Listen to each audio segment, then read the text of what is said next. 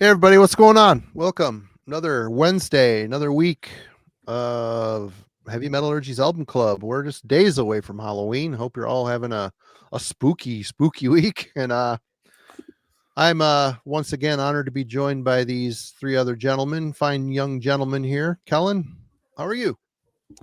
Doing all right. I've calmed down since last week's episode. I kind of lost my composure a little bit there for a moment. So anyway, yeah, I'm doing good. Let's see. Let me get my stack over here. So usually as a tradition for Halloween around my place, we basically just play like I get to play my kind of creepy synth stuff and pass out candy. So this week, just kind of tunes that have been playing in the house. This is Lustmord, Heresy, some dark ambient stuff, a lot of, I guess, like field recording. There's a classic John Martin painting that's been on probably 500 different metal album covers. Yep. And this is a newer release project out of Minneapolis called Nod. But you can tell like there's this sort of chandelier thing in a I guess sewer system, part of like that field recording process that a lot of this like dark ambient stuff does. So I guess he's crawling out there on a Tuesday morning to put a microphone in the sewer system, and he's in your septic tank in a rubber suit.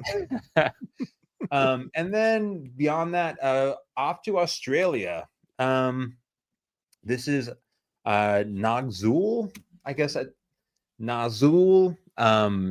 I'm sure somewhere Alan's in the chat being like, that's not how they pronounce it in the Cimmerillion or whatever. But this is symphonic black metal out of Australia. This is Inferno from 2021, I believe. Not a lot of people covered this on Seance Records, but Simon did.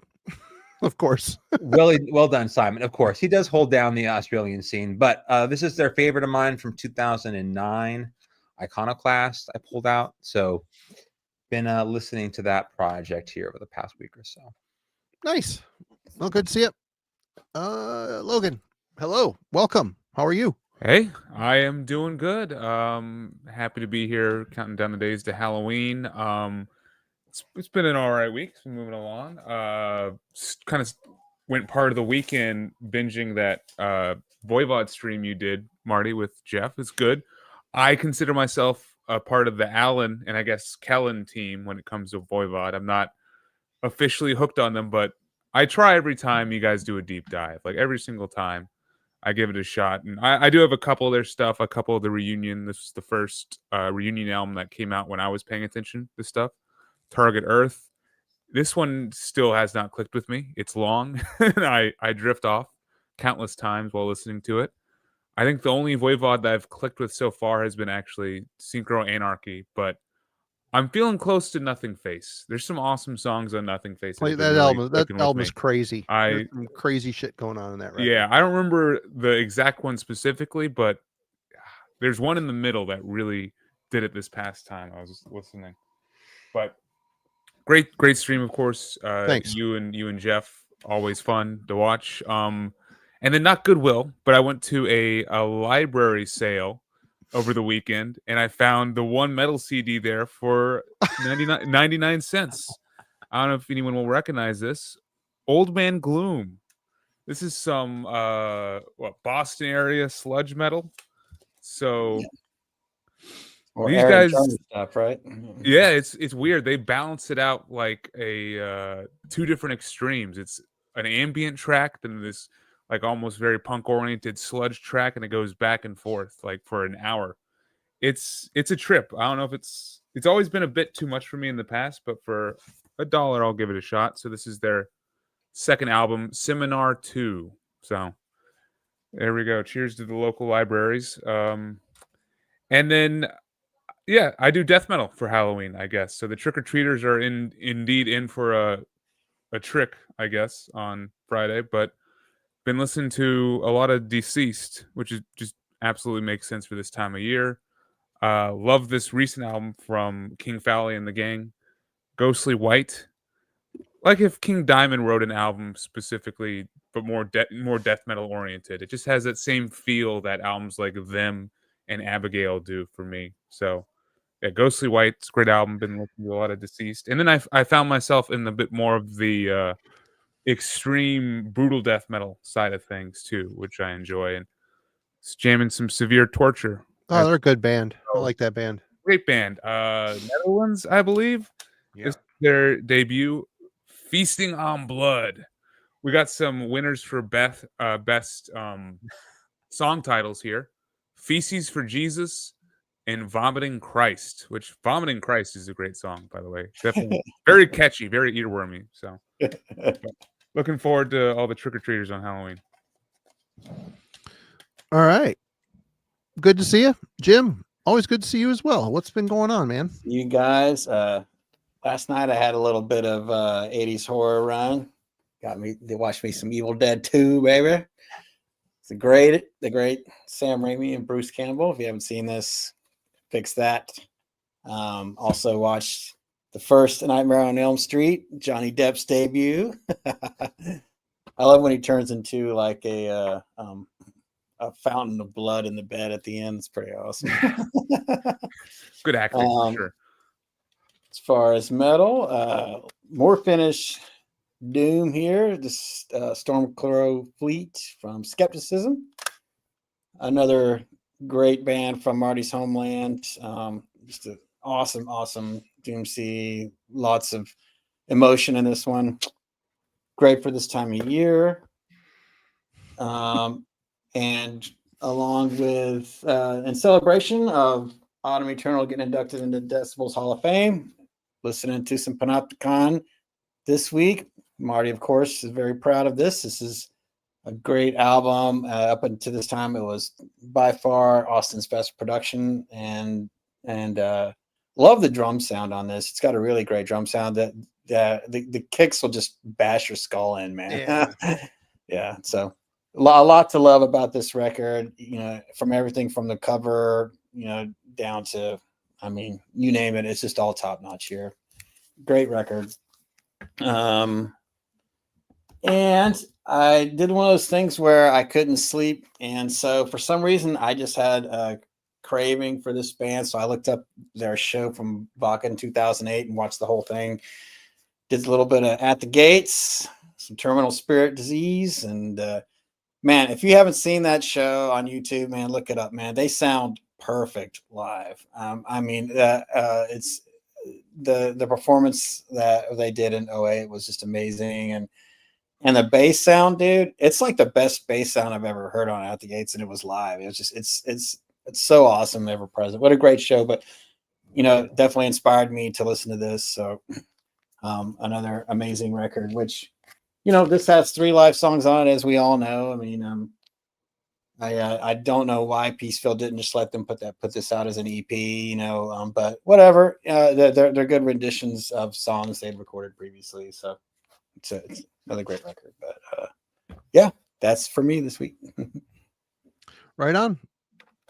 Yeah, for me, I'm still kind of in the Voivod realm for sure. If you didn't see it, Friday I interviewed Jeff Wagner regarding his new book, Always Moving, The Strange Multiverse of Voivod. We talked about the book for a while, and then we went through the entire Voivod catalog. And usually after doing shows on a band I've been listening to all week and reading the book, I'm kind of done with it. I'm over it. But Voivod, it's been going. I'm still in it. I didn't pull Nothing Face. I've been listening to that a lot. That album is, the older I get, the more I love it. When it came out, I was a little unsure because it's just so cold and calculating, but over the years it's really grown on me. It's just the time signatures and just crazy point, counterpoint, guitar and bass work. But yeah, I've been listening to that a lot. And oddly enough, this album, self-titled, has been winding up in my player a bit. Jason Newsted's debut with the band. You know, this is more rock-oriented Voivod, but still the songs are really heavy, and Jason's bass tone's really heavy, really stands to the forefront. I really like it. It's good, catchy songs. Sounds like Voivod. And I picked up a couple things I was missing. Well, a thing I was missing. Morgoth Tales. Finally picked this up. This is a kind of celebration of the band's career, they, with their new lineup, they went through and redid a bunch of old songs with Chewy and Rocky. Condemned to the Gallows, they redid their first song ever, which is really cool. Thrashing Rage, Killing Technology, Macro Solutions to Mega Problems, Pre-Ignition, Nuage Fractal, Fix My Heart, Rise, Rebel Robot. Rise actually has Eric Forrest, who was in the band, sing on it. He sounds great. Hasn't lost a beat. He sounds great. Rebel Robot, Jason Newsted plays bass on it. Very cool. Morgoth Tales, new song for this comp, and then really cool cover of Home by Public Image Limited. Really great. They did a great job rendition of it. Snake's voice sounds a lot like Johnny Lydon. It's crazy. And also I found this bootleg on eBay for under $20, so I picked it up. Prepare for War in Hell. I asked Jeff, what the hell was this? Because this is a Voivod rehearsal from 1984.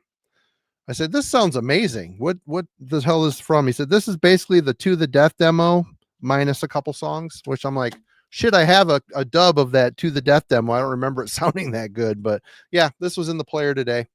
So definitely cool to hear them sound so good. Grant, they practiced every single day, so they were always tight. A couple other new things I picked up. Well, this isn't new, but I'm still on the hunt to getting everything on Halloween's done on vinyl. So yep, Time of the Oath finally arrived. And yeah, one of my favorite Darius albums. Absolutely great. Wake Up the Mountain, We Burn, Before the War. Bangers, man. Banger after banger on this album. So good. And I'm still listening to a lot of Kiss too, and said I need to try getting some Kiss bootlegs. Well, and they don't give these stupid things away. This is Kiss Lafayette Music Room, Memphis, Tennessee, April 18th, 1974 FM broadcast. So yeah, it was pretty early. The thing that's really sad is you look at the track listing. Deuce, Strutter, Firehouse, She, Nothing to Lose, Cold Gin, 100,000 Years, Black Diamond, Acrobat, which is, ended up being the love theme from Kiss essentially. But these guys, even on their very last concert, they were still basically playing the same set, but with Destroyer songs worked in with it too. It's like they never deviated a whole lot from their set list for 50 fucking years. It's kind of sad in a way. I wish they would have. Of course, the glam years they did. They would play more, stuff during that era there as well. But anyway, the sound on this is surprisingly good.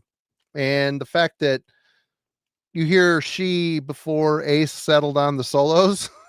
So there's like little chunks in She where there's no solo at all. You hear the solo in your head, but it's not on the song. So it's 1974. This is early. This is one of their first runs across the country. So pretty cool. This is a pretty cool bootleg, worth getting. Like I said, pretty solid sound to it. But today we are here to talk about the new Coroner album, which is called Dissonance Theory. Came out last week on Century Media Records. For those of you who don't know, Coroner is a Swiss thrash metal band from Zurich, formed in 1983, better known for the lineup formed in 85. They garnered relatively little attention outside of Europe. The band broke up in 96, but reunited in 2010. Coroner's music combines elements of thrash, classical music, avant-garde music, progressive rock, jazz, and industrial metal with suitably gruff vocals. With their increasingly complex style of progressive rock-infused thrash, they have been called the Rush of Thrash Metal, and along with Voivod and Watchtower, the band has been credited for helping pioneer the subgenre of technical thrash metal during the mid to late 80s. So there you go. I think, hey, Ian, thank you. I was talking and reading. Sorry, thanks a bunch, man. Appreciate you. Why are you up so late? It's the next question. Go to bed. Anyway, yeah, first impressions. Logan. All right. Well, you chose an easy one for me this week. I don't know if that'll be the same for everyone else on this panel, but for me, it was a relatively easy spin. I'd been already listening to this every day since it had come out on the 17th. It was very much in my rotation and just, looking at stuff for what's been coming out in 2025. And I don't know, I've been all on board the Coroner reunion train. I got to see them earlier in the year and back in March when they toured through New Orleans. And Yeah, I think your mileage with this album will vary depending on your previous and current relationship with Coroner and their albums. So, for example, for me, getting into Coroner kind of came with this album right here, Mental Vortex. Just probably stumbling upon different videos on YouTube, and quickly this album and the one before this, No More Color, became like important, best riffy thrash albums for me. And this has kind of been my corner for a bit. I didn't really even get back to RIP until earlier in the year, preparing to, see them live for the reunion. So getting into this album, I might have had an easier time, and I wasn't like super shocked by anything. In fact, I was actually pretty immediately impressed with it. It's slick. It's very riff oriented to me. It does have that speedy, technical riff style that No More Color has, while kind of balancing it with something a bit more groove laden and modern. Like there's definitely a slower groove element, but it's not Grin slow. Let that be known. Yeah, that I album think still to this day, it's not. I thought I went back, it's- listened to it, thinking it would be an improvement. It's not. Anyway, go ahead. I did the same in my prep this week. I spun Grin for the first time in a while, and I did not It's like it as so much as I bad. remembered. Yeah, it's just slow and it doesn't move. There's Very not many, dry sound. not many too. serpent moves in there. Yeah. Yeah. But this one, even on the groovier parts, I think there's still a level of momentum that it doesn't lose. And it was kind of an easy, quick listen for me on the first go around, like I definitely picked out some modern progressive metal flourishes in here. Like there's some parts that make me think of Meshuggah or Gojira, which that might, be a red flag for some people. But man, those were like my childhood bands. So I was all on board for some of those kind of riffs. Yeah, it was an easy spin right from the get. And to me, they did not screw up their first album in 30 years or whatever with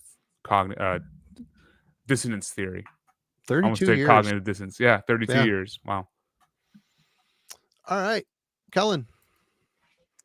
Yeah, so initial impression was, hey, I'm happy to have a metal record this week. So I was driving into work.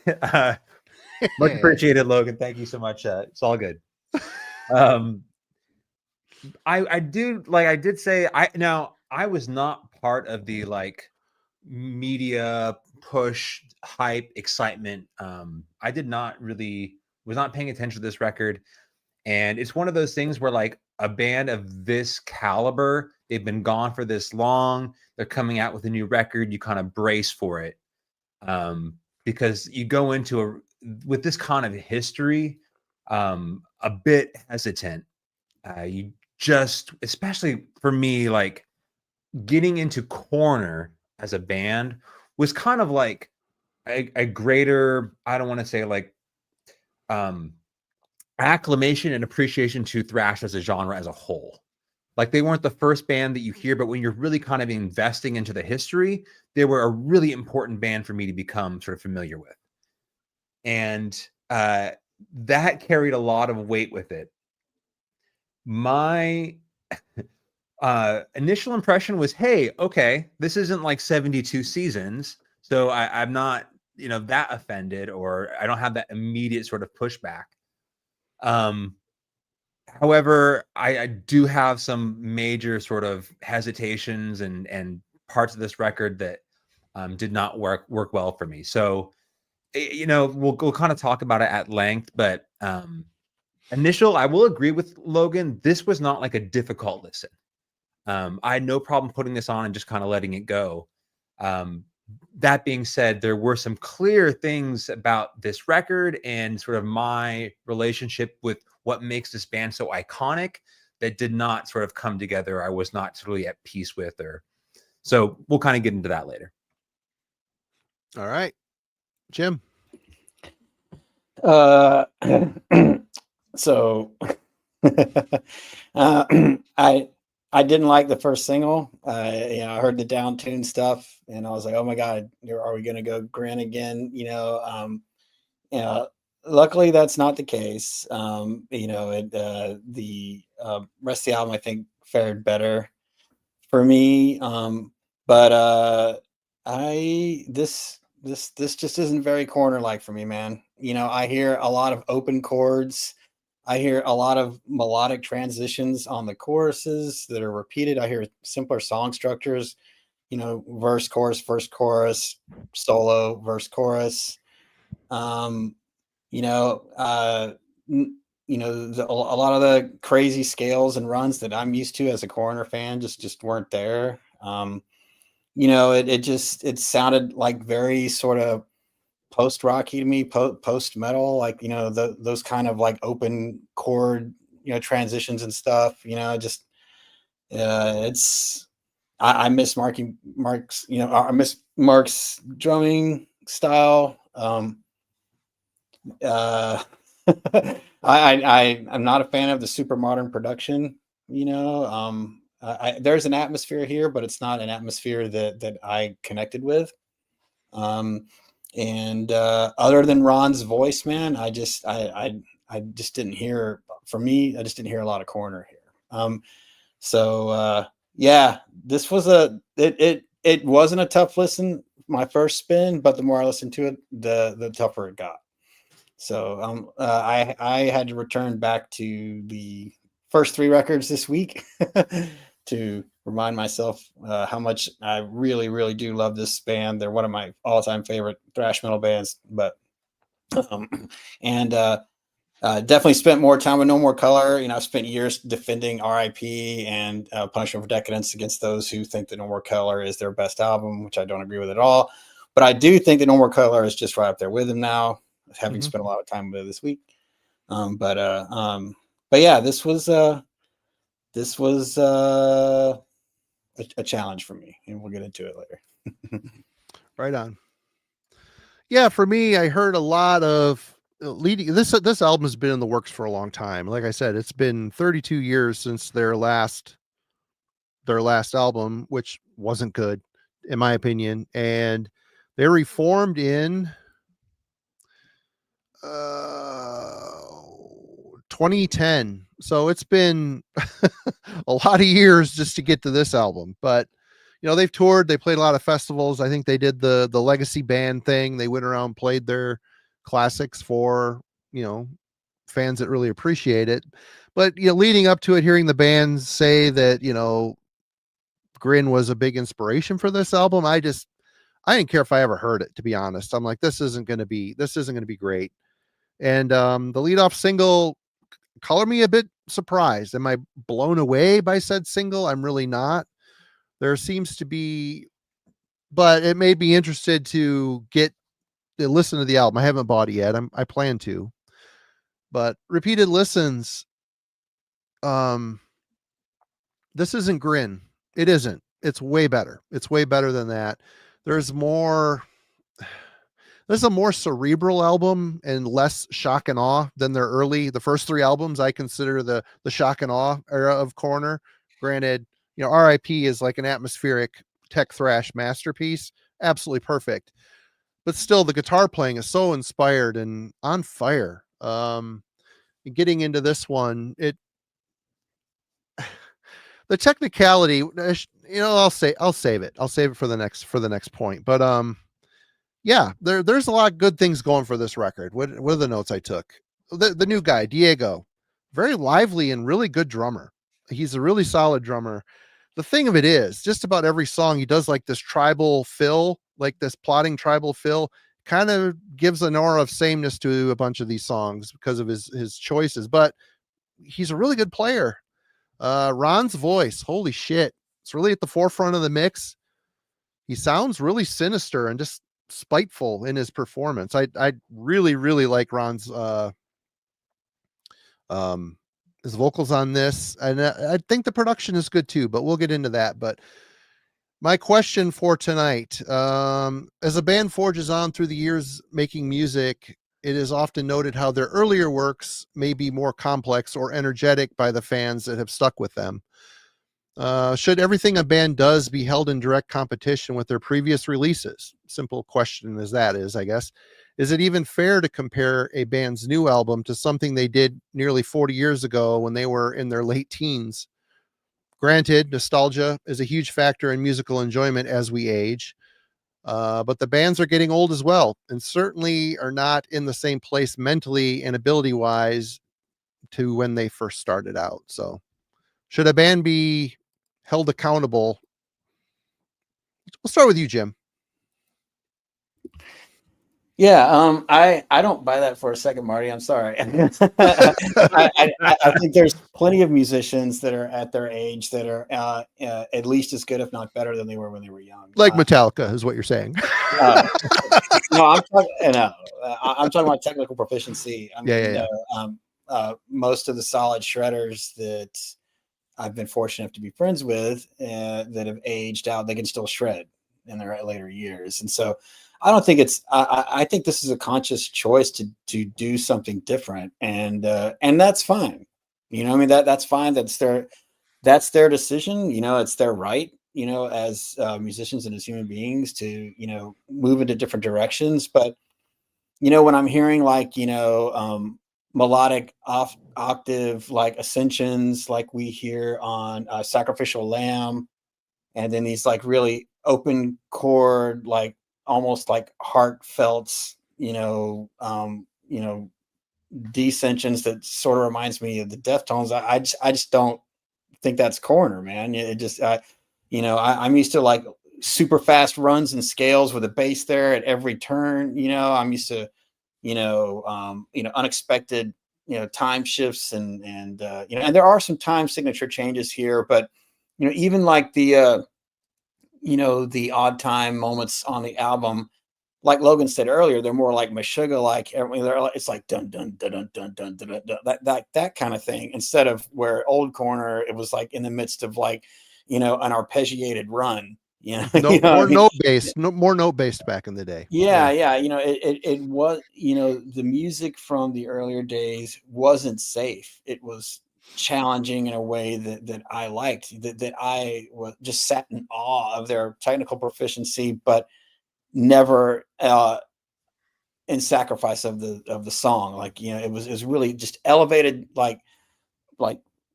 bludgeoning songwriting and playing. I mean, it was inspirational to me as a youth. Now, obviously I idolized Ron Royce as a young bass player, but I could never play a single note of what he could. He was just amazing. Still, but this there is like a sort of laid back feel to this record that I wasn't prepared for. Every album, even Mental Vortex, which is my least favorite of the first four, there's still a really high energy on those albums, and this is a downshift. It's a decided downshift, and it comes with time. As you age, just in general, you slow down. I know that I get bangovers a lot easier these days. And so I get that, but and I again, I don't take from them, they're right. But to your question, like, is it fair? Well, I think when we're talking about criticism of art, nothing is fair. I mean, it's not fair for us to sit back and judge anyone's other output. If it comes from their heart, it's perfectly within our right to do it. But that is what we do, right? We even if it was just amongst our friends, we're going to say, I like this record better than that one or whatever. Mm-hmm. It's never fair from the perspective of the artists themselves that's doing the output, right? So even if I was just giving this like an inordinate amount of praise, it still wouldn't be fair because there'd be someone out there to disagree with it. I think it's too subjective of a thing when you live in a critical realm, which that is the nature of Album Club and heavy metallurgy at large. That's what we're doing. We're talking about, dissecting records and what we like about them and what we don't. So, there's never any fairness, but I feel that on a personal level, when I'm making my own judgments, to me, it's fair. To me, it's fair when I feel like there's such a paradigm shift in the way that you approach songwriting that it's jarring, and sometimes you can succeed with that. Some bands can change, and yet there's still some kind of kernel, even if it's just like the aura that remains that keeps you tied to it. But luckily for me, there is a little bit of that because Ron's voice is incredibly strong. So good. Ron has not lost a bit of his vocal energy at all, which, he's in his 60s now. I don't know if you guys know that, or at least at 60. And, a lot of metal vocalists by this time have lost it. A lot of them much earlier than that. And his vocal performance is incredibly strong on this. And it's in fact my favorite thing about this record, but riff wise, it doesn't sound like them to me, man. It sounds like, they were listening to a lot of My Bloody Valentine or a lot of like, late 90s, early 2000s post metal, but then throwing some, thrash riffs around it. And it's just it's not bad. This isn't a bad record. These guys are too awesome of musicians to put out a bad record. They really are. Coroner on their worst day, even Grin, smokes most bands of their era. I don't know about that. I gotta give them some love, man. I just think they're that amazing. I still don't care to own Grin, but I think it's not like I want to barf, when I hear it. But at the same time, I think that this is not in the wheelhouse that I like for them to be in. And it may not be fair, but it's not for me. Kellen. Yeah, I don't for a second believe the choice in songwriting on this record is because they can't play like they used to. I don't get that impression. They don't want to. That's the impression I get. Yes. Okay. So this kind of something I saw. I was watching an interview with Tommy, and he said, on our early records, we sounded like, we wanted to show off how much we practiced. And like my heart kind of broke when I heard that. Like, that's what you come away with. Like, it just, to me, I never had the impression that their earliest records were just about showing off their musicianship. Like, those are classic, iconic. I rewatched your Thrash bracket, and RIP had the unfortunate stance of being up against Seven Churches in round one. So, Melanie, Simon, and Jim begrudgingly was forced into this situation to go in. But RIP for me is one of those, like, I think I would have had the legacy in RIP. That would have been my finalist if I had, been in the position to make that choice.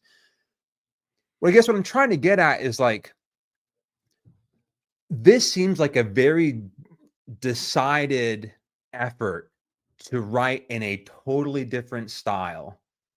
And I don't know where that pressure is coming from. So to your question, like, should we judge them based on their previous work? Well, if you write some of the best thrash records ever, we're going to bring them up. And I don't think you should be surprised that we bring those up for context. It's important to the band's story. In terms of their age being contributing factors here, like, I don't know why they decided to write like this. There are so few thrash bands today that can still pull this off. And I very much believe that the musicians involved here could reproduce the kind of musicianship, the kind of songwriting, like the overarching thing that because I did the exact same thing that Jim did. I listened to this and I was like, it's not that bad. Is this really that much worse by comparison to, and I put on RIP. And the immediate thing I had was how fluid that musicianship is, how different their songwriting style is by comparison to this. And it just felt like this was something that they were trying to turn away from in terms of that early songwriting style. And I don't know why. And I feel like if it's pressure internally as artists, I totally get it. But like from from our side of the thrash world, I kind of felt like they turned away from everything that we've been, the praise that you would hear from us. Right? Like, I feel if you talk to thrash fans who were there in 87 and like through that time period, you would hear like, we missed this shit. Please bring this back. There's not enough of this. No one's like, and I feel like that didn't get to them. That was, I guess, what I thought when I heard think that. that's horseshit, because as many shows and festivals, if they go ripping off Skeleton on Your Shoulder live, the people are going to go freaking out. They go, Right. here's one off a Grin, but there's like maybe 10 people in the crowd going, fuck yeah. Right. So, Well, even more confusing why they went this direction. Then. right. Like, that's the Yeah. thing is, I thought they would have at least heard from the like fans who loved them over the years, and for all the subsequent generations like myself that would come to appreciate their contribution, that they would have been encouraged to explore that and realize that that wasn't dead or stale or old or, whatever, a waste of their time because they were practicing their instruments.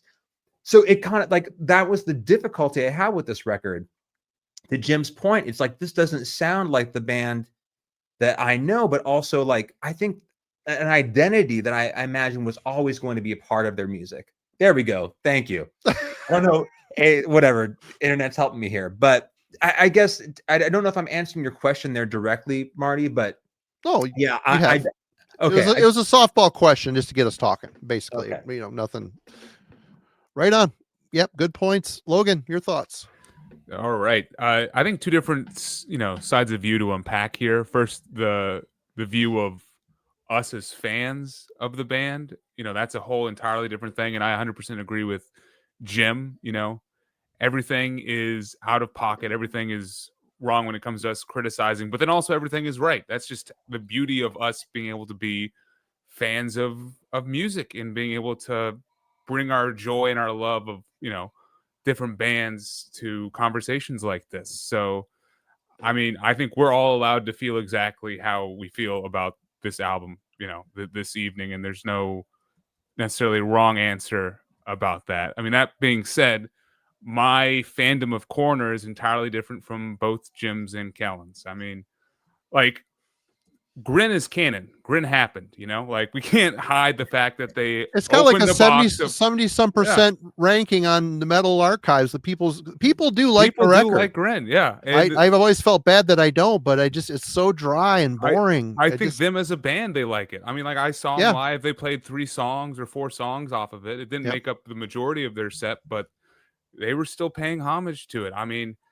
and to me, this is not a Grin album. Like, it doesn't feel like it. To me, it feels like if they took Mental Vortex and No More Color, and as I said, just brushed it up with a bit of a modern touch, and maybe I agree with the more streamlined songwriting. I don't hear like a Grin level of flop, but so for me as a fan, I guess I'm kind of putting my seal of approval. I can see the Coroner DNA from kind of this album. Like, there's some crazy, still cool technical riffs on songs like Renewal, Symmetry, the opening one, Consequences, especially. Like, that song blew me out right from the moment that riff came in. I was sold on Consequence. But I guess the other parts, that's, as fans, we're all 100% correct and incorrect in our opinions or whatever. For a musician, though, I think their job is to be genuine with what they want to do, right? Like, if you're Cannibal Corpse, your genuine job is to create the 10th same album again. If you are Voivod, it's to create something entirely different and be your own true self. And I think, to me, Coroner seems like they're more leaning towards the Voivod camp. Like, this is new territory for Coroner. There's some Voivod chords on this record. I think there's some adventurous song choices, and like, there's some growth in songwriting and how they structure songs. Like, listen to The Law. Like, that song has it does have like the verse chorus thing. But does accessibility mean growth? I mean, yes, it can. That's what I'm wondering. It can totally. I don't know, man. I mean, know that I agree with that. if that's the goal of you growing, like, if your goal is to write like a coherent and like a cohesive song that really gets its roots in you, then sure, that's growth. Isn't growth kind of a subjective thing, and it depends on where you started from? Yeah, it depends. I mean, for me, that's just not what I went to Coroner for. Like, I don't listen to And Coroner for introspection. I I listen don't to disagree. Coroner to be in awe of the musicianship and just killer riffs and to feel like a high energy type of listen. Not to stare inward and shoegaze. And that's what this is. It's like technical shoegaze to me. So it's just a Yeah, and you and dropped and that you know, Deftones reference in there. yeah, I I mean, like Def, I like I'm telling you, Deftones though. that's what So I I heard, like, man. Telling you, damn. that's what I heard, dude. Oh, And and there's and I don't have a problem with that band. I like that band, I actually do, but I don't want to hear that when I listen to Coroner. And also I don't want the songs to sound so like open chorded and melodic where my buddy next door can get into it. You know what I mean? Like I want to punch a window when I listen to Coroner. So yeah, it's not that it's bad. It's just that yeah, I didn't expect it. And sorry to interrupt, but I was just no, like, dude, you're good. but yeah, And I guess it's nice. It's nice for me. It's nice Coroner.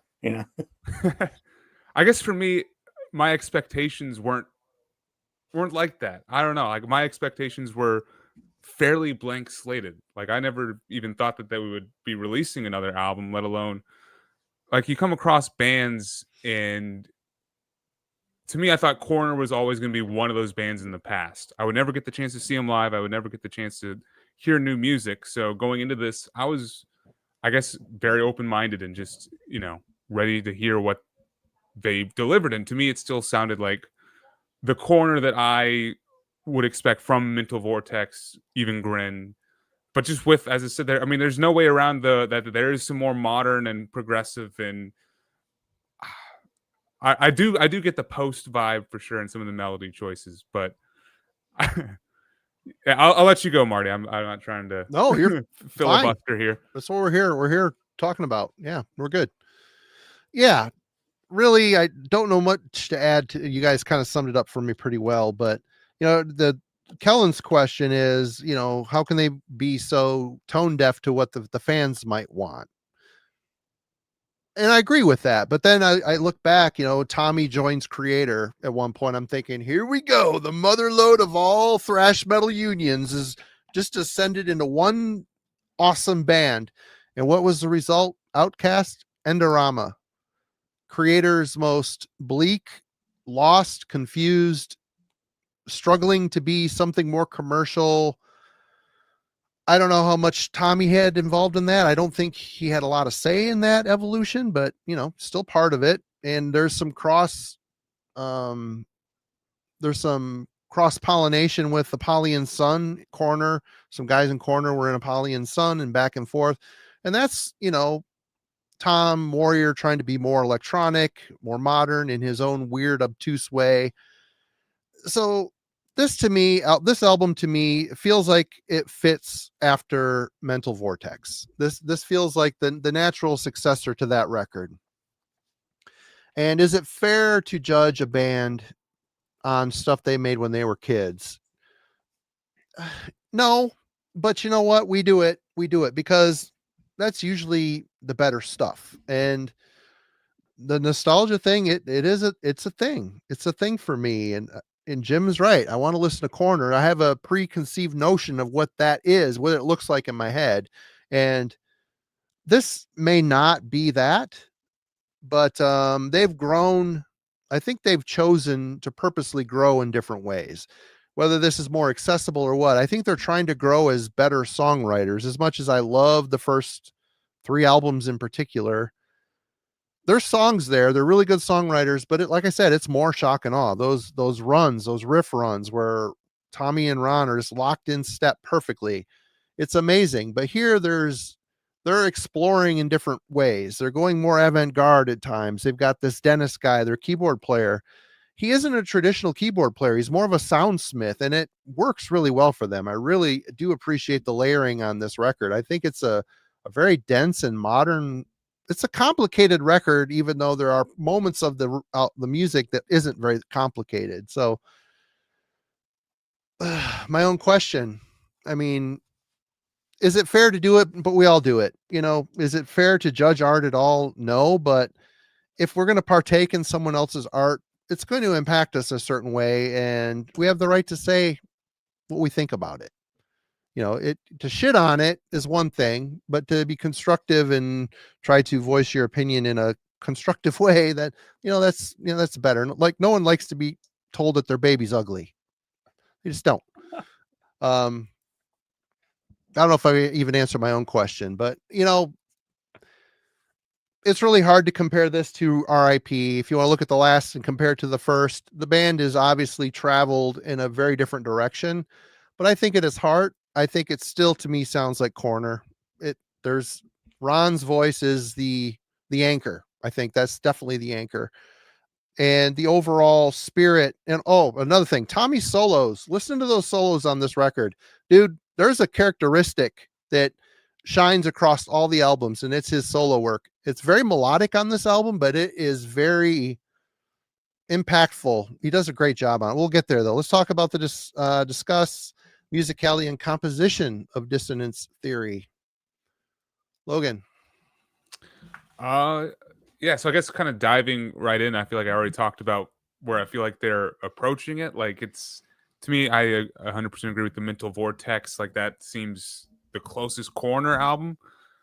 But then to kind of talk about like this, to me, I hear more of a modern prog trajectory, especially when they slow it down and they get a bit groovier. I mean, I think of some like 2010s era Meshuggah. I think of some what Gojira is doing with like these palm muted, like just chug chords. They do it a lot in the verses, it seems like, for some of the songs. And I do think they use it as a crutch from time to time. I will say that is one of my complaints with it, where it's like the fourth song on the album, and once again we're like in a down-tuned, like, chug section. But they use it sometimes to cool effect. Like it pops up in The Law, one of my favorite songs on the album, and I think it does a lot with making that track kind of unique, and it builds with the melody as well as it progresses. And then over the top of like the palm muted chugs, there is this more atmospheric guitar playing and keyboard work that I think adds a lot to the layers, and it's cool to see them sync up, And once again, I mean, this is not something you would get from Coroner in the 80s or the 90s, but this stuff wasn't even being done at all in the 80s or 90s. They are incorporating like kind of what modern metal is doing, and I think it's cool to see them like reaching for those kind of influences and those kind of inspirations. And I do like some of the songs where they reach for that level of songwriting. As I said, I do think they overuse it just a little bit, especially on like the second half, like Transparent Eye, Trinity kind of goes a little bit too far for me. But I like Sacrificial Lamb a lot. That has a bit more of that like slow, like heavy plotting, syncopated riff style. And yeah, that's, to me, that's the new Coroner element. But then from there, they'll break into these like blistering technical, to me, still thrash riffs. And they sound like, to me, they sound like if Coroner were a modern thrash band playing like blistering technical modern thrash. That's what it sounds like. Like the riff that opens up Consequence. That kicks the door down every single time. It gets my adrenaline pumping. I am engaged with the album. And they typically put a riff like that in each song. Like there's a flow and a momentum to each song on the album, which keeps the album moving forward at a consistent pace. So at the end of the day, the album, I think, flows really smoothly and easily, and it does not feel like a 47-minute album to me. It feels, in the 38 to 40-minute mark, and I was kind of just impressed with how they were able to, even on the songs where I'm like, around the halfway mark of a track like Transparent Eye, I'm not 100% on board. They'll change it up with like this really cool thrashy riff, and then all of a sudden, the tempos change, and I'm all on board. The guitar solos, I think, are another highlight for this. They have this level of brightness and they really pop from, you know, the rest of the music around it, which kind of has this like sinister, you know, eerie kind of vibe. But the guitar solos feel such like a lightning rod to it. I think my favorite is probably the one that pops up in Symmetry. That one is like a beautiful solo. The one from the song before it, I'm trying to think. Maybe Sacrificial Lamb, but yeah, great guitar work throughout. I love the drummer. I think he does a great job. His work on the ride cymbals and basically his cymbal work especially, I think is a highlight for the album too. And then yeah, Ron on vocals. I definitely, his voice might sound the most powerful to me of any of the albums, and it's probably because of the production, and it's a modern production more so than anything. But he actually gets some like legit screams in there where, you know, it's not like a staccato vocal style, but he's really kind of letting it all loose, and it makes these songs a bit more emotionally impactful at the same time. I mean, I do think there's an emotional slant to some of the tracks on here, whereas something like Mental Vortex is like surgical steel, and, you know, maybe the other stuff is more technical wizardry, but here it does feel like they're going for more of an emotional tie-in. And I mean, on a couple different tracks, I think it really, you know, they really pull it off. And yeah, for me it works. And to give them credit, I don't think they're phoning in their performances. I don't think they're phoning in like the way they're constructing the songs, and it seems like a genuine growth. One last point. This is actually, there's been a couple comeback thrash albums, right, for 2025. Coroner is like the fifth. We had Sacrifice in the beginning, Destruction, Sodom, Testament just released something. Hey, we're not here talking about those bands. They've kind of, I don't know about the Sacrifice, but I listened to the other ones, and Sacrifice is good. I'll have to check that out. They kind of more stuck in the lane of what you would expect. Yeah, they haven't changed much. Again, haven't changed. And here, at least to me, Coroner seems like they are changing and are trying to bring in new elements to their sound. And in of itself, I admire, to me, the growth in doing that. So, all right, good points, Jim. So yeah, I couldn't disagree more with anything you guys are saying.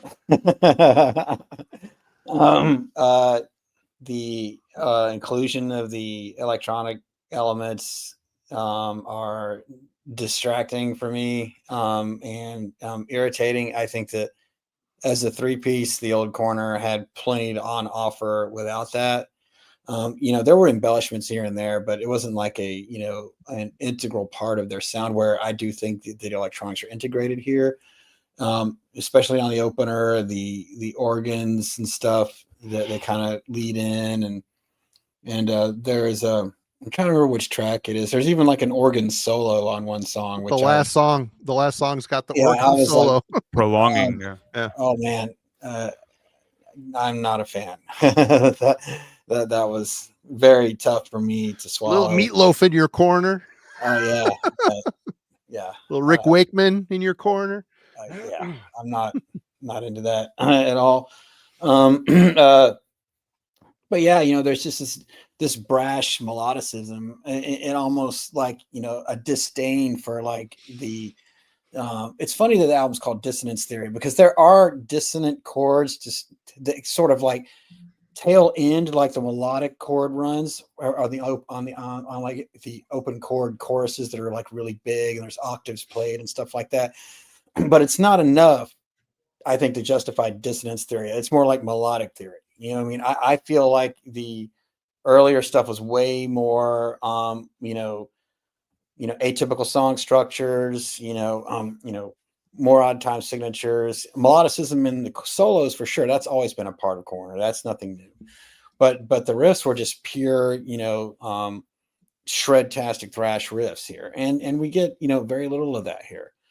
And it's almost like they're saying, you know, like Logan was saying, you know, we're just going to kind of turn our back on everything that we used to do. And I will agree on one thing, Marty, where you said that Ron's voice is the anchor. Ron's voice is the anchor. Ron's voice is what makes this album sound like Coroner to me. Yeah. Put a different singer on here, and to me, like this music would be unrecognizable as Coroner. I feel like there's very little callback to what came before, and so from the perspective of capability, this is capable songwriting, right? It's easy to listen to, it's catchy, but I don't want easy to listen to or catchy when I listen to Coroner. I want to stand in awe of the amazing musicianship, of the crazy runs, of the harshly delivered vocals, and it's just not a part here. Like this is, when I was working and listening to this album this week, it was just kind of like just chilling in the background. You know what I mean? I was just kind of just easing out, listening to it, zoning out, if you will. And that's not something that has ever happened to me listening to Coroner, ever. Even with like the albums I don't like as much, like Mental Vortex or even Grin, like those still elicited a reaction. You know what I mean? Whereas this just sort of just sat in the background and kind of lulled me into this flatline state. Not through me not paying attention, but for me, just like that was the vibe of this record for me. What was just, had this kind of like a hypnosis kind of a feeling. And not a feeling of empowerment, which is what I feel when I listen to older Coroner. So, Jim, let me ask you one question. Do you think if this was like some new band that just put out their debut album called Dissonance Theory, you would have had a different opinion on this record? If it didn't have the Coroner logo at the top of it, do you think it would have had a different impact? No.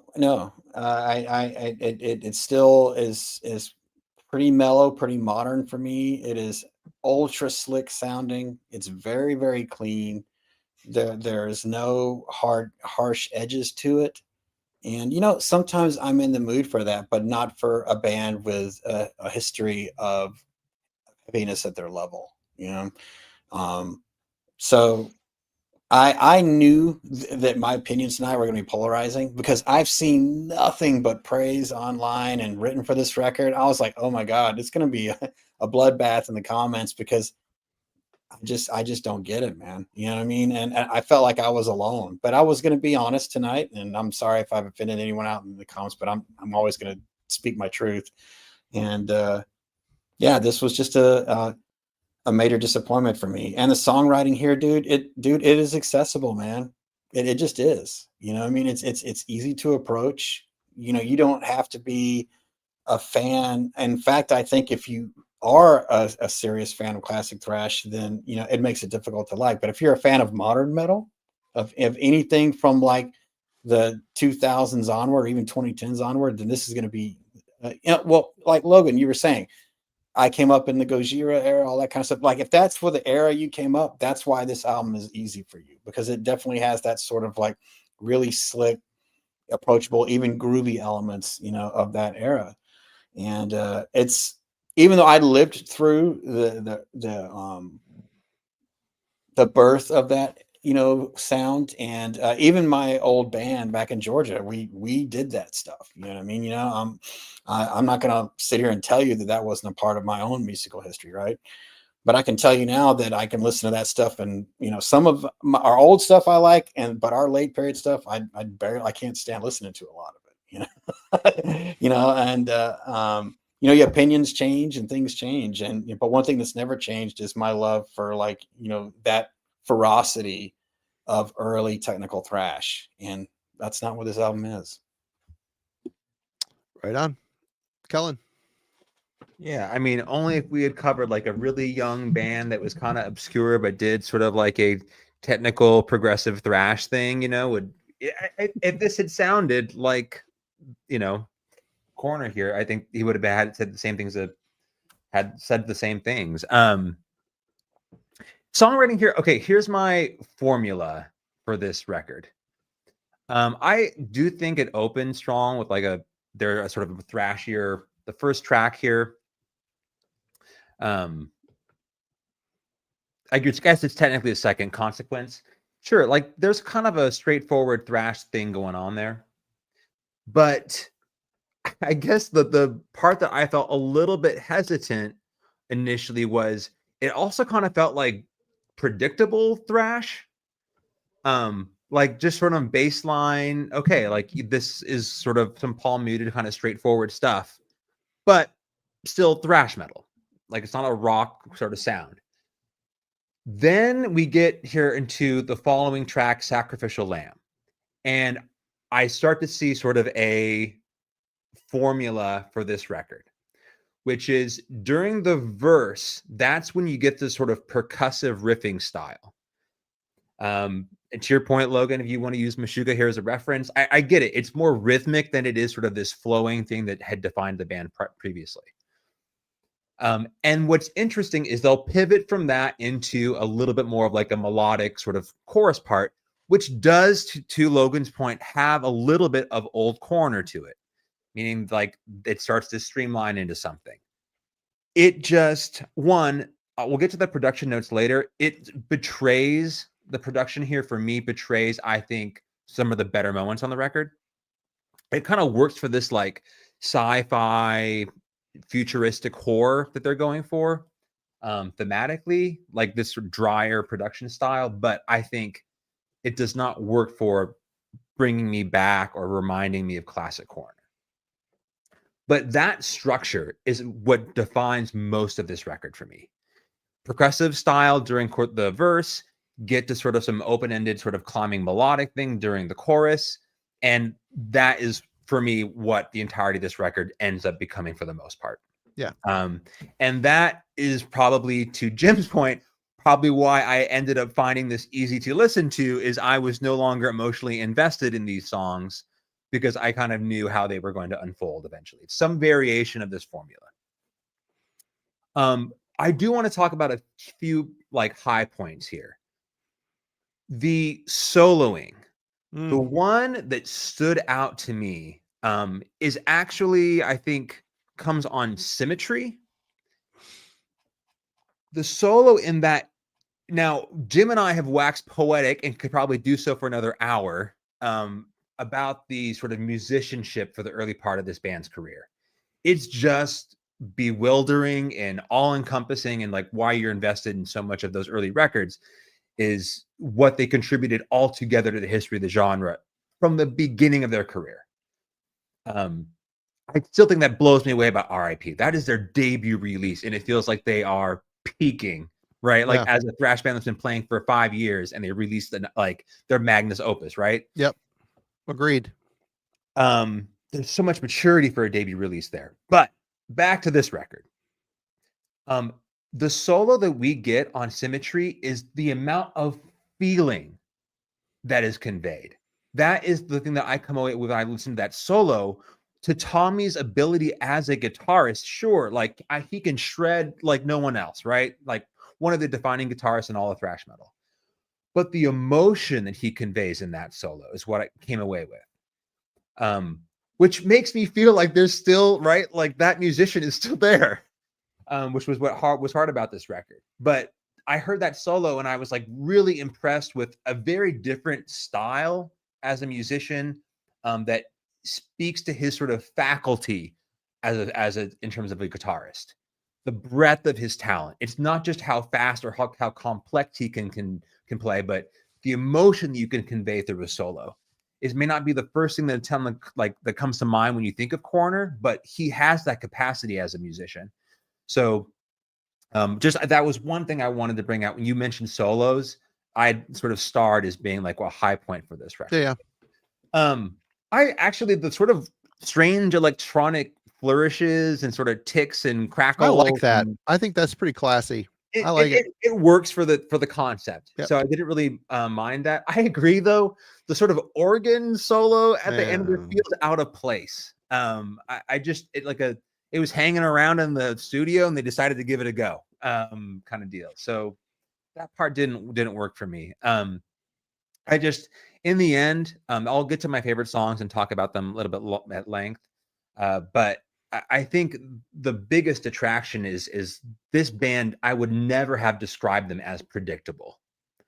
And I felt that was overarching, like the thing that came away with this record and some of the songwriting choices is it may have been focused on sort of economy, if you will, in terms of songwriting, but it did not work well for me personally in terms of what I envisioned with this band. A lot of agreement here. I will say I agree with you, Kellen. The formula of this record presents itself early and really doesn't let go, which is kind of unfortunate because I do like how they construct some of these songs. I, call them more alternative parts or whatever. It gets quieter, kind of ethereal sounding, and the way it builds, and then the middle part always goes into more of a thrashy kind of crescendo, more or less. But one noticeable thing here is for me, well, Tommy's playing. You listen, we keep comparing it to the old stuff because obviously that's where a lot of us here came from, and a lot of that we find it a little bit more superior. Everybody, I guess I'm focused on here, everybody's calling this technical thrash, tech thrash. And I just, Tommy in 2025's version of tech thrash is really, it's like faux tech. You listen to the old stuff like the Skeleton on Your Shoulder, the riff, the note runs are like massive, just note for note, and Ron's following right in behind him on the bass. The stuff now when he attempts that, it's a couple notes pull off, played in a frantic kind of manner. It's an easy run, just done frantically. And it's just kind of a faux tech nod. It doesn't fully go there. It makes you kind of say, oh, it's kind of getting to where I want it to go, but it doesn't quite go there. But I think that he's focusing more on to service the song. I don't know, to be completely honest with you, but as far as the songwriting composition goes, I think they rely too much on the tribal drum stuff. Like I said, it really paints a lot of these songs with similar colors. But that's kind of the feel that this album is. The tempo is kind of lives in this plotting. There's some like a pulse. What song is it? Oh man, my notes are ridiculous. There's one of these songs. There's like this bass, like this pulsing. It gives the song, it makes it feel like it's pulsating. And it's just little things like this that throw you off the fact that the main riff is just mostly a crunch, and you listen to Grin, they do it a lot. And the guitar sound is so thin on Grin that it's hard to get around. Thankfully here, there's a full guitar sound. I do enjoy the production on the record, but the composition, the songwriting, they throw in the thrash when you really need it the most. It's nice. The full on double bass attack doesn't happen a lot, but when it does, it's welcomed. And again, those solos, it locks into like this airy atmosphere where he just ascends with these melodies. And there's like, that's where he's really technical, but he keeps it pretty. He keeps it melodically charged. It's very tasty. I really like the solo work on here. But the songwriting, it's one of those things. I'm still processing this record. I've listened to it probably 7 or 8 times at this point. I'm taking my long walks, and I really do enjoy it. There's moments where, the Law. Thank you, Jeff. My notes are like a dissertation on this album, which I'm not. I do it every week. I never use any of it, but the Law. I go on the big walks and I'm listening to it, and I do kind of get absorbed. Oh, see what I did there? Old Coroner song. I get absorbed in the feel of the record, and I really can appreciate the fact that they're trying to do something modern and a bit different from what they've done. And thankfully Ron's there to keep it anchored in the Coroner sound, and the solos are very tasty and maintain that Coroner sound for me too. But let's talk about production. Logan. Well, I mean, it is a modern production. It is a slick production. It is a clean production, but I don't think it's a bad production, Like, I think it fits the goal of the band, and it fits where they are with this more modern sound, I don't think it's a sterile production either, or like a boring production. Yeah, no, either. I mean, there's some other modern thrash bands that released albums this year, which I might have mentioned, like Testament. I think does have more of that. Like you already know what you're gonna get from like the way the guitar sounds and how it's mixed and everything. And to me, this has more depth and just overall dynamics in the production and the feel. And I think it still has a lot of power behind it, and it fills up the whole room of sound too. And I think a lot of it, I didn't mention the keyboard player that much during the musicality portion of this because I wanted to save it for the production, but I really like how he fits into the mix because he's really not overbearing. It's only when you're actually trying to focus a little bit more in on the individual songs and what's going on that you realize how much he's actually doing and adding to the overall mix. And like, I mean, there's still a 3-piece, I think there are some overlays with the guitar and like, some, I'm sure, loops and stuff, but he does a lot to add depth to the music because these are some, layered tracks. I think like I guess they're simple in their flow, but I think there are, as I said, different layers to it, and the presence of a non-traditional keyboardist does help, and he does give, especially on some more of the atmospheric songs and sections.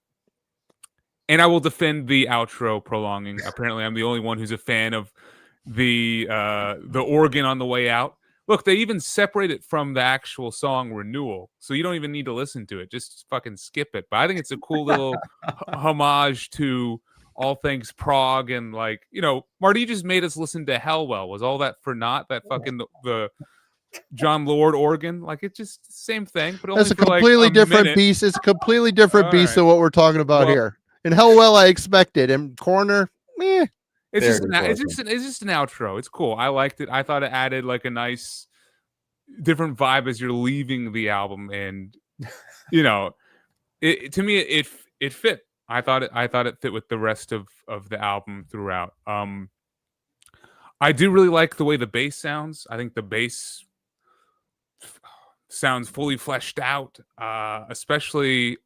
I think I've been dogging on the Transparent Eye a little bit as a song. I like that song. The bass work in that track, I think, is really good. Yeah. And there's a lot of force, I think, behind it. And I like how just, high up in the mix it is. I already talked about how good the drum performance is, I think. I like how that is mixed too. And then props to where they put the vocal performance from Roy in the mix, kind of up at the front, like shouting at you. So I really don't have any complaints with the production. It fits what Coroner want to do on this album. And if you're not a fan of that, then you might not like it, but I'm good with it. Jim. Well, I think you're right, Logan. If you are on board with the direction of this record, you're on board with the production. They go hand in hand. But if you're not on board with the production or the music, then it's just one more element for you to not connect with it. And so that's the camp that I'm in. Is the opposite side. Yeah, they are connected. The direction is modern for the songwriting. The production is modern as well. But it's there are plenty of albums that I like with a great slick production, like Heartbreak comes to mind from Carcass. I love that record. But this is just another element that this album embraces that distances them further from the sound that I like. That really underground tone, the first 3, even 4 albums, I'd say, of Coroner had contributed to the overall feel, the atmosphere, gave it sort of a uniqueness, like this eeriness about, their old music. And, this clean production takes away that eeriness, again, makes it more palatable, and it goes right along with the melodicism of it. There again, when I listen to Coroner, I don't want palatable. I don't want melodicism. And so it just further separates me from that darkness mixed with technicality, which exemplifies Old Coroner for me. And so, you take these elements on their own, modern metal songwriting, modern production. These aren't always bad things, but typically I'm more of an underground guy. I don't really want to hear, super modern and super slick stuff. It's got to be, the songs have to be really strong, read really heavy for me, for them to overcome that. These songs are not really heavy. They are heavy, but not Old Coroner heavy, right? So, if you're on board with it, that's fine. But to me, it was just one further step away from that darkness and mixed with power that the old music had. On the positive, I agree with Logan. The bass tone is really great here. The bass sound it's got this slight distortion to it, and you can always hear it. It's ever present, which is, with Ron's capabilities is great to hear, and so there again, Ron is, the core of this out, like what ties it back to Old Coroner for me is his vocals and his bass playing, and even his bass sound, which is even, because just by the nature of a more modern production, it's easier to pick out. But I get the sort of futuristic, concept of the record and stuff like that, but it was just distracting to me. You know what I mean? Hearing those added elements. I'll go on record for a great futuristic, slick sounding record. I love Fear Factory's Demanufacture. I love that record. I'll still pull it out. Great record. And it holds up well. It does, yeah. But I don't want to hear something like that when I listen to Coroner. Right. So, it was just another thing that, kind of it pushed me away from being able to really connect with this record. So, one thing that you said, Logan, kind of struck home with me about that it's a much more emotional record. You're right. This is a very emotional record. It's very introspective. And I felt like maybe there were some things, even though it's a concept, it has a futuristic concept that at least from the sonic scape that they created, there was something they wanted to get off their chest there. They're looking inward, maybe even with Ron in, now 60, looking at things like mortality and stuff like that. And looking for that more, calmer side, maybe acceptance, if you will, of change, getting older, body's changing, style's changing, and sort of that acceptance of change, had him embrace change as a sound. And that's why you're hearing that emotion. All that makes sense to me, but I'm of the camp where I want to rage against the dying of the light. I want to go down with my middle finger in the air. I want to, I do not want to go gentle in that good night. So that's all I got to say about the production of this record. All right, Kellen. Yeah, I will agree. Some of the magic for the early records is it's like the right amount of reverb. There's just a kind of atmosphere to those early records. They only got that really right on the first one. That was perfect. It was special. They were like, to comments earlier, they were darker records. It was like the fourth member of the band on the first album. I loved it. So that's not here. I do think, like, to Logan's point, I'm not necessarily disappointed in terms of where the production is in terms of capturing what the sound overall, in terms of the songwriting. There's a parallel there. Both Jim and Logan mentioned that. So I'm not too concerned about that. I do think, to Jim's point, and I kind of brought up earlier, thematically, it matches what this record's going for. All the little electronic touches, etc. Let's talk about power trios. One of the cool things, I think, when you get a guitarist that jumps into a solo, especially when you have a bassist as talented as this, one of the things I loved about those when I first heard Coroner was just the upper end of a bass tone. You can hear all the scale runs. It's not just sort of the weight that happens on the bass on the bottom end, but sort of the tactile aspects where you can hear sort of the player, and as they go up and down the fretboard, you could hear that in Ron's playing. And part of that has to do with so much more of a mid-range focus, I feel, in a lot of those 80s, late 80s, early 90s records. This is so much more large in scale and sound.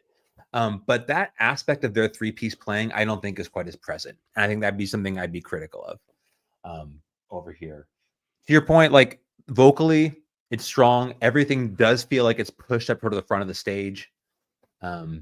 So I don't get the whole kind of atmospheric elements, but I don't have too many complaints in terms of where this band is right now in their career and the overall songwriting of the record and how much the production matches up. I think the production fits the material on this record remarkably well. I think it's a modern production. There's a clarity to it where you can hear all the instruments, but the way they're layered together, it adds depth. And like Jim stated, it's a lot of emotion on hand here, and there's a darkness to it too, which I think is really noticeable the more you spin it. And I really appreciated that as well. Like we've already said, Ron's voice is really up there up front, which is great because he brings that unwavering spite that sits really well with pretty much most of the aspects of this record. And his bass is just got a great rattle to it. Another change in their musicality is, Ron is doing bass player things now. He's not necessarily a lead instrument anymore. He's filling in the bottom end. He's letting Tommy do the colorization of the riffs. However, it tends to be more on the atmospheric side. I think the production highlights it all very well. And the Dennis's synth work, where it sits in the mix, is perfect. It adds kind of a creepy layer to some of this material, which, especially listening to it on headphones, it's a nice touch. It's a nice touch. Really, I have zero complaints about this. Is it have the stripped back, razor sharp instrument sound? No. Thankfully, if you listen to Grin, I was utterly shocked after not hearing it for a while, how the guitar seems so barren. The guitar sounds so clean, almost like there's hardly any gain on it. So when he's playing those crunch riffs for the main verse riffs, it's like completely neutered sounding. So when you hear this, there are moments where the clean moments, like the alternatives type flourishes or atmospheric transitions they go into. It's a very Adam Jonesy style of guitar playing in those moments for me. Yeah, for sure. And then when the heaviness comes in, there's full distortion, and it's crunch. In the crunch, you can feel the weight, mirrored by Ron's bass work. The production leaves a lot of room for all these things to sit and create more of a dark atmosphere. So for me, I think it's a really good production for this material. Let's talk about least favorite songs. Jim, we'll start with you this time. Cool. So I'll start with the good news first, I think. The song that Logan doesn't like, I like, which is Transparent Eye. I like that song too. It's still a standout.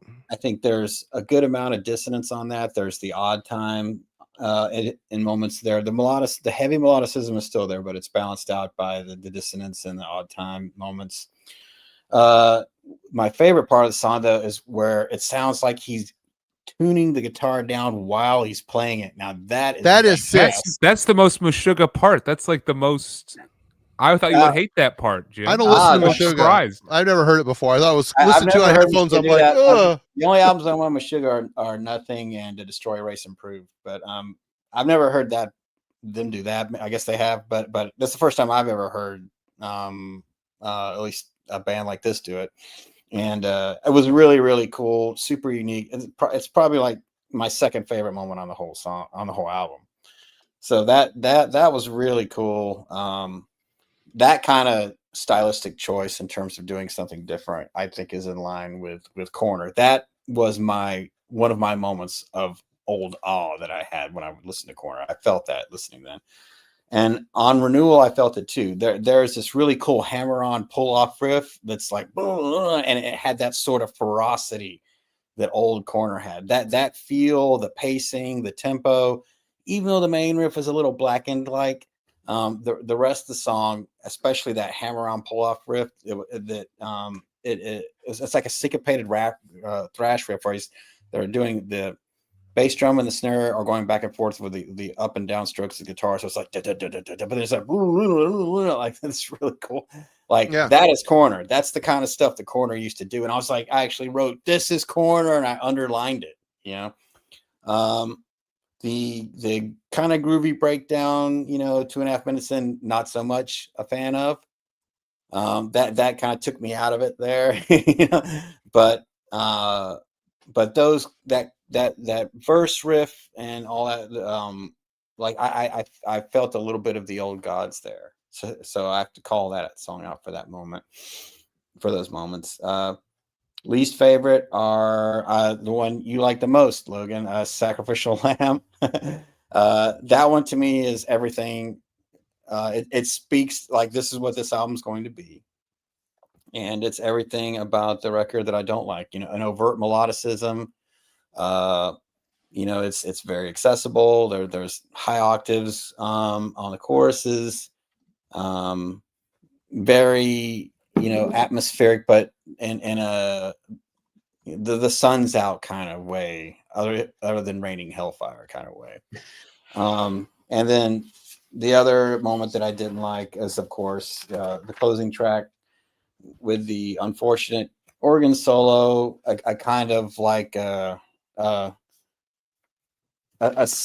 sad closing to this album, you know, where I think a little bit of, you know, bashing the skulls in would have been preferable. I think if it had closed on Renewal, that would have been a better closer. So, but yeah, for me, Transparent Eye and Renewal are the high points. Kellen.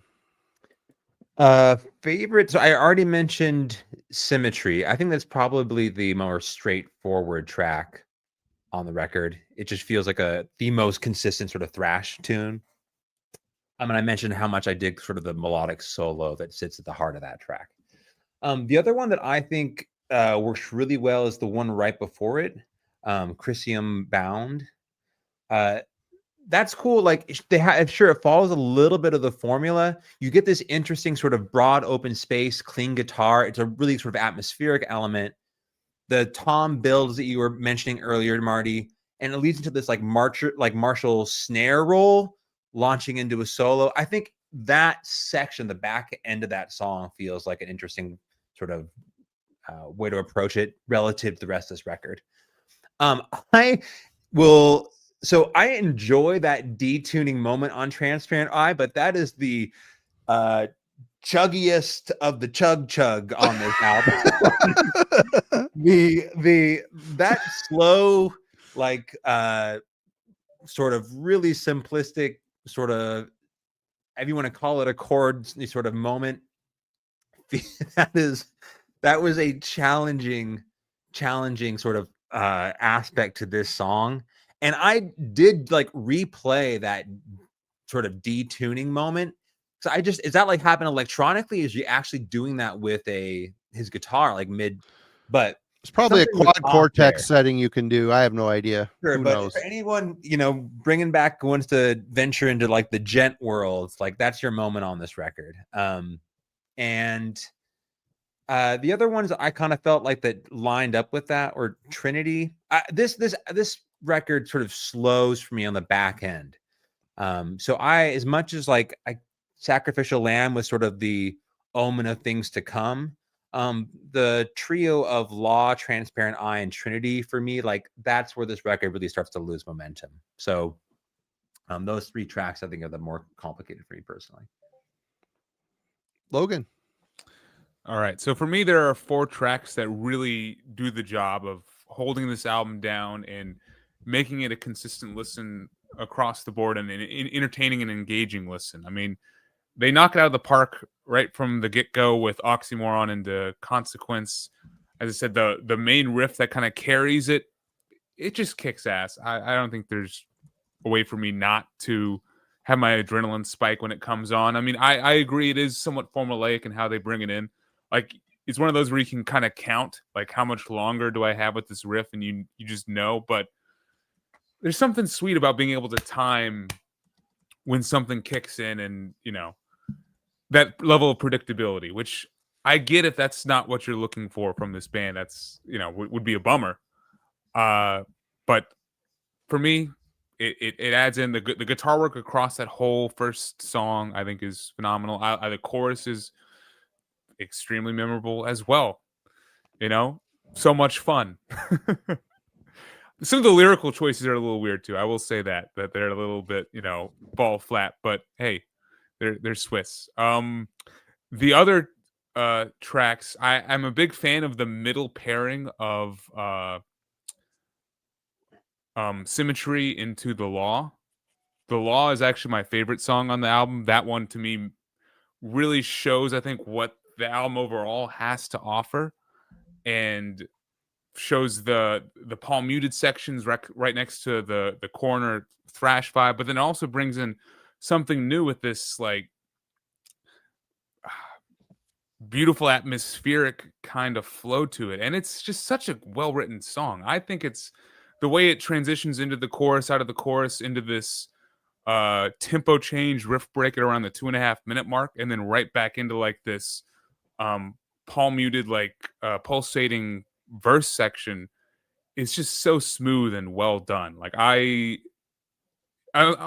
think there is a challenge to creating palatable music, and I think they kind of mastered with that song. And just so we're clear, there is. Yeah. And I like a lot of palatable music, you know what I mean? But I'm just saying, in this context, in the Coroner context, I just don't want to hear it. So yeah, and I can, I don't just have to listen to dissonant stuff all the time. You know what I mean? I have plenty of melodic stuff right behind me. And I mentioned Deftones. I love that band. I mean, I've seen them many times. You know what I mean? I bought Around the Fur the day it came out in '97. You know what I mean? I know you were a Deftones guy. Oh yeah, dude. You should jam. Yeah, definitely. Yeah. Right. So that doesn't mean it enters Metallurgy Album Club. Just it could. It sounds like it could. I see you, Logan. Yeah, there's plenty of stuff on here that won't White Pony Album Club coming up soon. Yeah, exactly. but yeah, it's just so it's all about, for me, we're talking about nuance and context, right? And the nuance here, or the context here, is when I'm looking for technical thrash, that's not what I want to hear. So that's all I'm saying with that. Just want to clarify.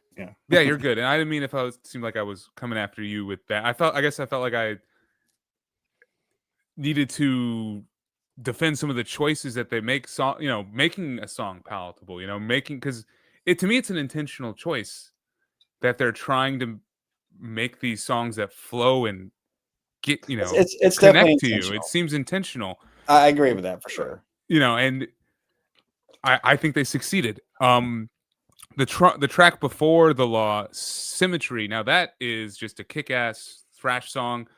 Kellen, you did a great job talking about the solo earlier. I love that solo. It's my favorite solo on the album, and I think it makes that track. And just the momentum throughout. It's not even 4 minutes. Quickest song on the album, and I think it has the most old school. When I say old school, I mean No More Color, Coroner kind of vibe to it. So Symmetry gets a big thumbs up for me. And then I like Renewal into prolonging the outro. That was the first single. I like that they opened up their reunion album with the last song, and it just made it more of a kind of a welcome home kind of vibe getting to the last track. And I think it helped the album flow a bit quicker.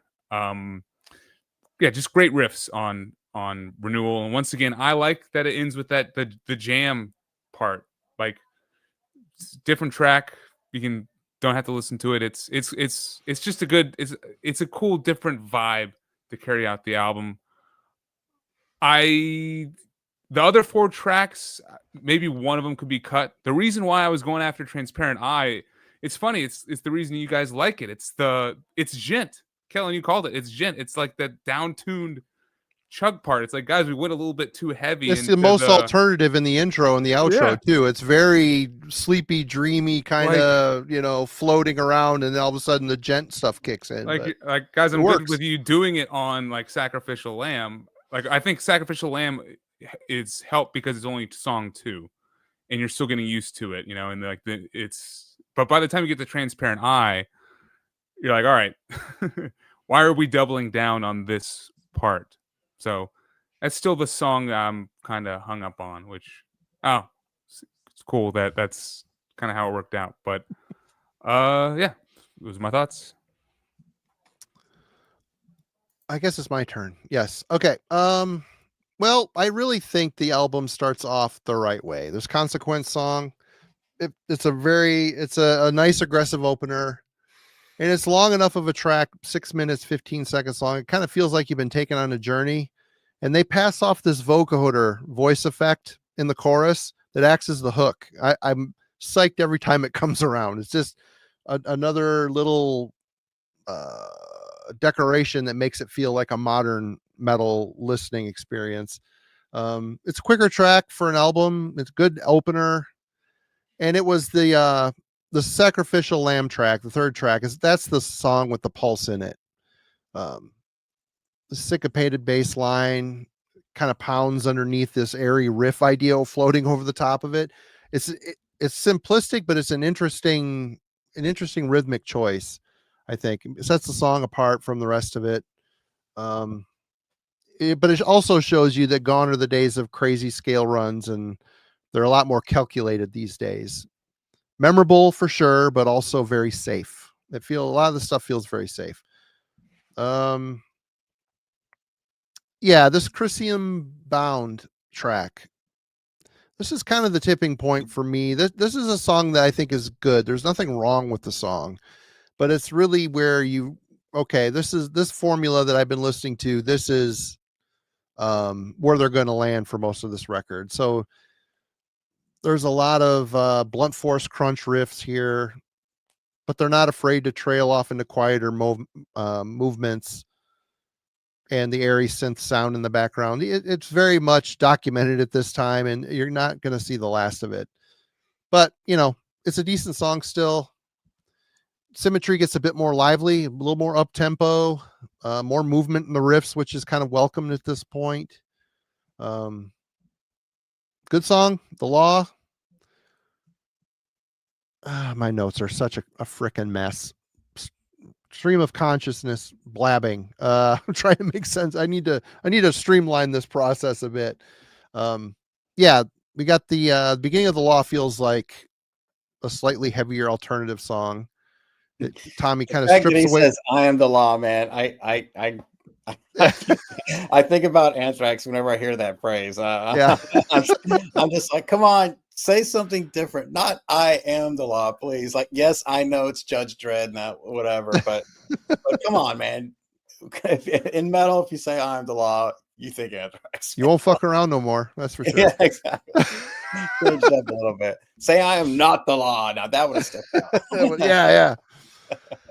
The fact that they strip all the distortion away at the beginning, a very heavy alternative feel, but as soon as the vocals kick in, all the grit in the guitars comes back, and it's good impact. And they're really trying to work more with the dynamics here. They're not afraid to turn off the distortion and let something a little softer, a little more atmospheric take center stage. So when those, more stripped down, simplistic crunch chords come up, they hit a little bit harder, Transparent Eye, another favorite. Yeah, I mentioned that weird guitar tuning. It tunes down, and it makes you feel like you got the bends, like I was walking and listening to it for the first time going, what the hell is happening right now? I'm looking at my phone. What's wrong? Like, oh, it's the way it's supposed to be. It's a cool little thing. It's super simple, but I don't hear it that if Meshuggah does it, great. I don't know any Meshuggah, so don't know. No point of reference there. But there's an epic atmosphere in this track and movement in the song that I find very infectious. The center of the track gets far more chaotic after the guitar effects kind of subside. That's when things start to kind of come off the chain a bit. The Voivod chords that were introduced earlier in the album, they kind of return. The synth noise below is just kind of ripping below the surface. It feels a bit unsettling. I really think that this is kind of the peak of them experimenting, going with the more avant-garde side of their more modern sound. Yeah, it's one of those songs where in the middle, I didn't really know where it was going, and the ride was pretty interesting. Trinity is another good one. There's more pseudo tech flourishes and Tommy's guitar work on this track. Oh, and there's a run at the end of one of the verses, the verse riffs. It feels like it was lifted directly from Mental Vortex. There's like that.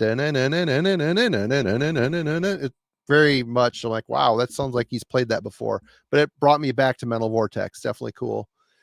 And then, essentially the ending of the album, Renewal. I see why they picked this song. It's probably one of the more aggressive tracks on the album. It's the one with the most, the biggest nod of appreciation towards their past. I think the riff gets a little bit more complex, a little more frantic sounding in the style, hinting at tech thrash, but not fully going there. It's a very good song, and I liked the single right away when I heard it. I thought it was very good, but it isn't just because of that. The song is a good cross section of what the whole album has to offer, with the the synth background stuff and cleaner moments here and there. It's just a really well done song. And then the prolonging, it's 3 minutes and half of it's an organ solo. I mean, I don't know. It seems like they could have ended it on the Renewal song and got just as much, if not better, mileage. But let's talk about, Judgment. Final thoughts. We're here. Kellen. Yep. And this one's not for me. I was able to keep myself under control this week, but thanks, Logan. Yeah, just for me, this is not I guess something that I would like. One, I guess, from a thrash record. It for me, even if it wasn't Coroner, if it was, you take away the name, this is just a classic or a band that wants to play within a thrash style. Doesn't work for me here on this record. Man, like, I have to say though, this was really difficult for me. Like, I felt conflicted about laying into this one. Just because to see them back after being away for so long and feeling like there was things that I was going to be disappointed about in terms of talking about it, and to hear them feel like they need to play something different, whether that's internal pressure or external, I don't know where it's coming from. But I'm happy to see them back and playing again, no matter what it is. Like, I'm sure the people who get a chance to see them live will be happy to see them there and experience a band that probably after 30 years sounds like went through all sorts of difficulty and, I guess, procrastination in terms of putting out a record. So to have them back on the scene, that's great. This release is not what I want from this band or what I want from the genre. But like, happy to have Coroner around, and for them to make a comeback here. Like, there's still things to be proud of, and I think are worthy for consideration for fans of the band. Logan. Well, for me, I mean, I think they pulled off a triumphant return for the year 2025, starting with the tour that they went on up to Hell's Heroes earlier in the year, and then of course the release of this album. Just all of the praise and just the overall talk. I mean, it's cool for a band to come back after 32 years and still have this level of interest and, just fervor, both good, bad, all in between. And I think they succeeded in making something different for their sound, and not losing where they were when they stopped being a band. I mean, I to be fair, you could say, like, how much of RIP is on here, how much of earlier, but I still think you can track, like, some of my favorite albums, Mental Vortex and, No More Color, to this one. And so I do think how far you'll go with this album does depend on what kind of where you got into this band and what you're maybe looking for in your expectations going in. For me, I was not let down. I enjoyed, basically all the album. It was emotionally engaging. It carried me all the way throughout. I probably spun this thing about 15 to 20 times since it came out, even because I was listening to it even before we were gonna do the album club. I think Coroner deserve all the credit in the world in 2025 for putting this out. And yeah, there's some great songs on here. Some maybe not some of their best tracks. Like I will say, like if we were to do a corner ranking right now, this would probably not break the first 4 albums. Like I think that is a untouchable run. It's an untouchable wall for sure. I mean, like we're over here, but like, there's still space in like the 8 out of 10 score for this album to sneak in there. And that's kind of where I'm at in this conversation. And to me, even that alone, I think is impressive. And it's cool. Like, 32 years to not even be thinking about the prospect of a new Coroner album, to have something that I would actually want to buy and hunt down. And I am probably going to hunt this down, and we'll pick it up, and we'll probably be talking about it at the end of the year. So this is probably around the 8 to 8.5 for me. Jim. So yeah, echoing Logan's sentiment here. I'm glad that Coroner's still around. I'm glad they're playing. Spreading their music to new ears and stuff. But this latest release is also, it's just not for me.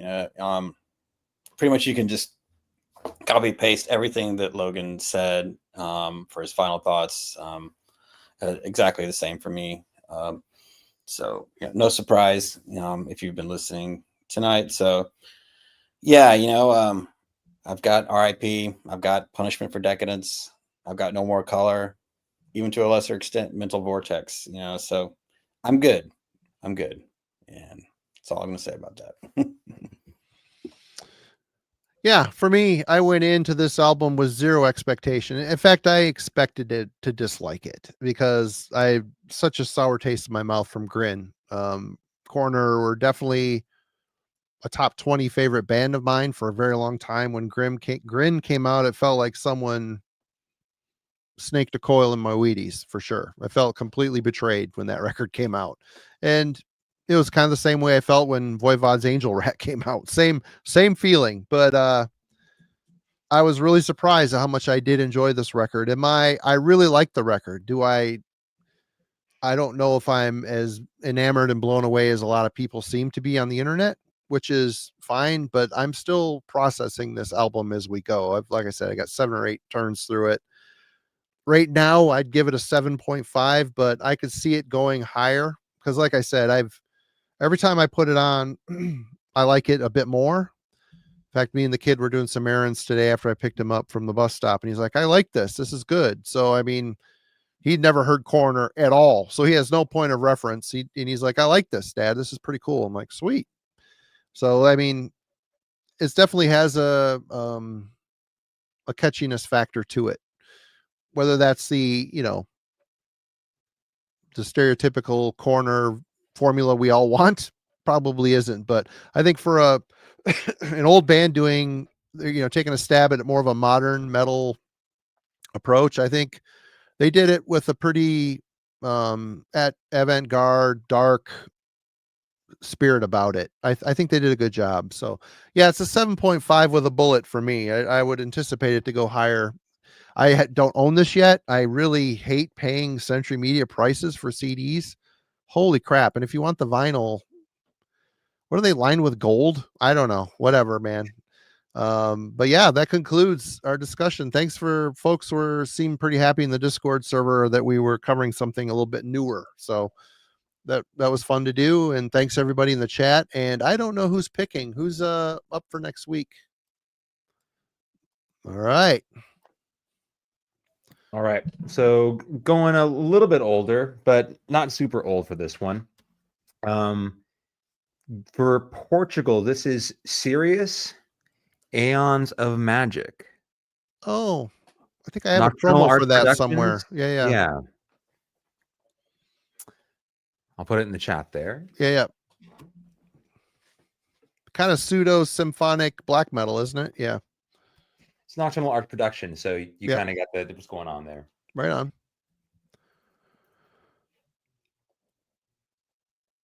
Okay, cool. I'm reading the chat and not paying attention. So yeah, Sirius next week. He's going to put it in the chat, and we will definitely check that out.